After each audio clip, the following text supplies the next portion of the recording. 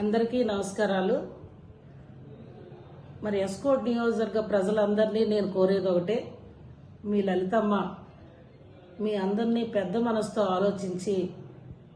11వ అంతర్జాతీయ యోగా దినోత్సవం విశాఖలో రేపు 21వ తారీఖున 5:30 గంటల ప్రాంతంలో జరగబోతా ఉందో, మరి ఆ సభని విజయవంతం చేయమని 5 మండలాల ప్రభుత్వ అధికారులు, ప్రజాప్రతినిధులు, కూటమి ప్రజాప్రతినిధులు, యువత, మహిళ, మధ్య వయసు గల యువత, పెద్దవాళ్ళు అందరూ భాగస్వామై మన ఆరోగ్యాన్ని కాపాడుకోవడం కోసం